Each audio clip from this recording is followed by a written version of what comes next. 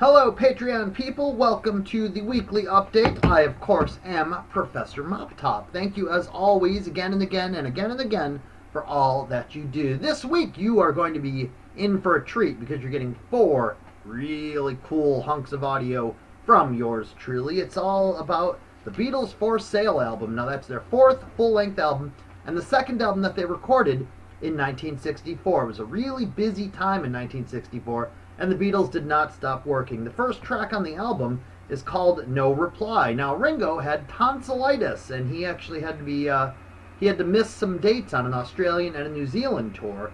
In the studio, a guy named Jimmy Nichols filled in. He came in one day and rehearsed, and then he filled in on the tour. On the same day, George Harrison recorded the demo of a song that was forgotten immediately. It's called You Know What to Do. You get to hear a little bit about that. You also get to hear about the early demo of No Reply. Now, for the recording sessions, the band was getting really, really good at working really, really well and really efficiently in the studio while also not taking too much time, really effectively and not taking too much time.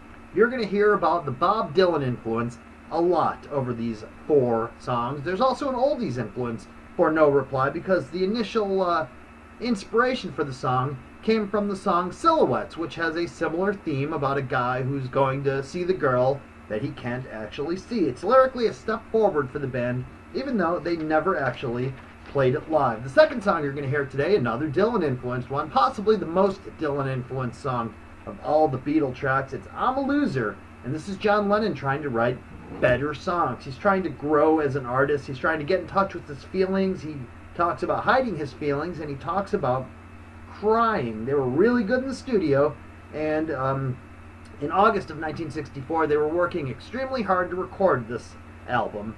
There's not only the Dylan influence on this song, but there's the country influence, which is because of George Harrison's new guitar. They played this live throughout 1965. Another song that you're going to hear about, the third, is another one on the album. It's Babies in Black, and that was the first song that was recorded for the Beatles' For Sale album. John and Paul wrote it together, and George's opening guitar part took some time. At one point, George Martin said, maybe we don't need that intro, but they insisted on it.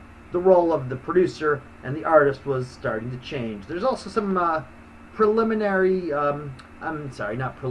there's also some rather easy overdubs, which are additional background vocals from John and Paul, as well as a tambourine from Ringo. It also has an unusual time signature. It's darker and more grown up. And the one question that a lot of people ask over the years is, in Babies in Black, is the girl they're singing about dead?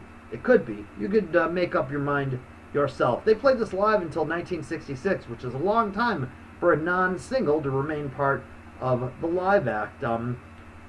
Usually they would play their single for a while, and then once it fell off the charts, they would stop playing it live. They didn't always play a lot of the deeper album cuts live. The fourth song you're going to hear about is one that they had played live a whole bunch of times from 1959 all the way until 1966. It is Rock and Roll Music, one of 2 songs that that Chuck Berry wrote that the Beatles officially recorded. There's a bunch of them over the years, but there's only 2 official ones. They wanted to record the album of all original material, but they just didn't have enough good stuff. So what they had to do is they had to find some songs that they knew they could play well, that they enjoyed, that they thought represented their sound, and that they could quickly do in the studio. This perfectly fit the bill.